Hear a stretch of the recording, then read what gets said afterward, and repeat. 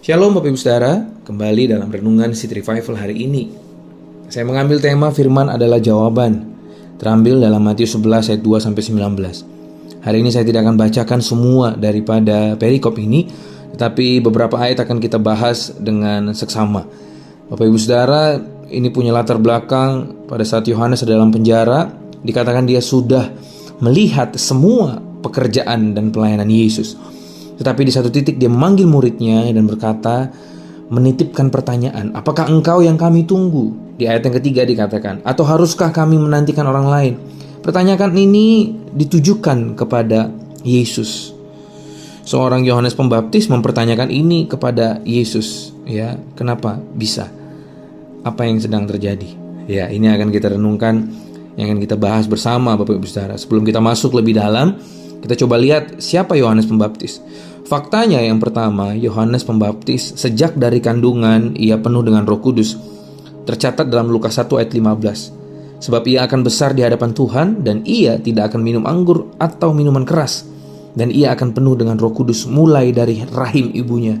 Bapak Ibu Saudara, yang tercatat di Alkitab hanya satu pribadi, yaitu Yohanes yang mendapat privilege ini.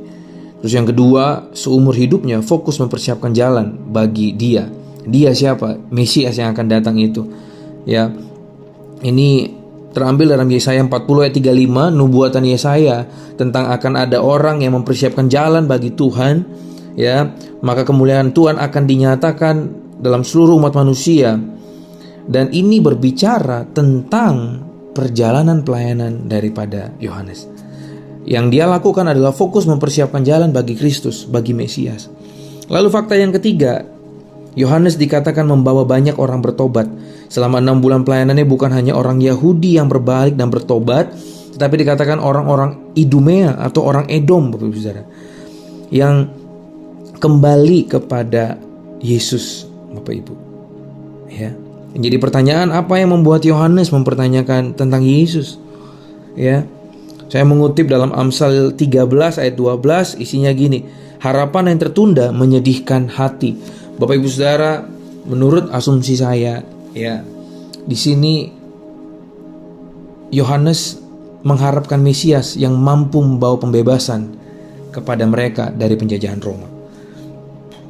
Kenapa? Dan pengharapan mereka adalah Yesus datang untuk membebaskan mereka dari yang namanya belenggu, dari yang namanya penjajahan dari bangsa asing. Tetapi kenyataannya tidak seperti itu.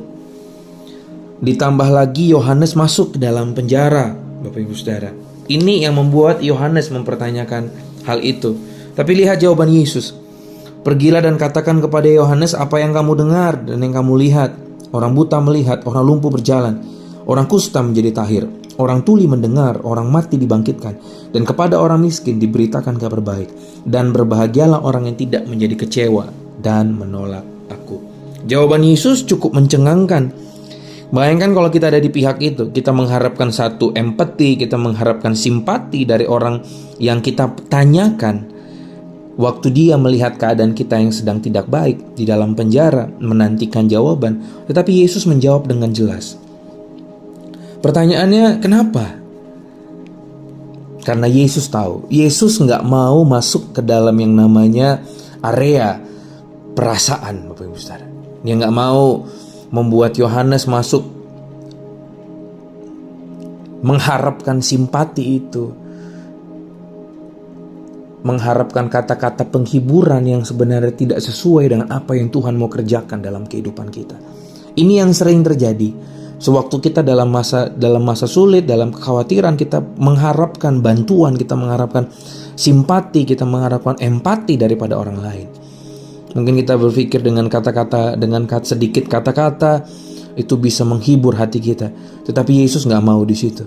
Yesus berjalan dengan menjawab itu dengan firman Tuhan. Karena Yesus tahu firman adalah jawaban dari pergumulan Yohanes. Yesus menyembuhkan orang sakit, saat itu juga membuat orang lumpuh berjalan, orang kusta menjadi tahir, dan banyak orang-orang miskin diberitakan kabar baik. Tahukah Bapak Ibu Saudara bahwa dalam 1 jam ini Yesus sedang menggenapi di dalam Yesaya 35 ayat 4-5. nubuatan tentang Mesias yang diucapkan oleh Yohanes dalam pelayanannya. Katakanlah kepada orang tawar hati, kuatkanlah dan janganlah takut. Lihatlah Allahmu akan datang dengan pembalasan dan dengan ganjaran Allah. Ia sendiri datang menyelamatkan kamu pada waktu itu. Mata orang buta akan dicelikkan dan telinga orang tuli akan dibuka. Yesus sedang merimain firman, coba mengingatkan kembali firman yang disampaikan oleh Yohanes. Sehingga apa? Sehingga dia imannya tidak gugur, melainkan menjadi kokoh menghadapi penderitaan. Dalam hari-harinya yang pada saat dia di penjara, Yesus mau semakin hari semakin Yohanes kuat di dalam Tuhan. Ini yang harus kita pegang. Dalam setiap pergumulan kita seharusnya kita tahu firman adalah jawaban. Kembali kepada firman, karena disitulah ada kekuatan yang baru. Karena waktu kita kembali kepada firman, ada kata-kata yang menguatkan setiap kita. Sehingga apa? Mata kita fokus kepada Tuhan. Kita gak lari daripada tujuan. Kita berjalan dalam pemenuhan janji Allah. Dan saya percaya hari-hari ini hidup kita akan berbeda, karena kita tahu firman adalah jawaban. Amin buat firman Tuhan.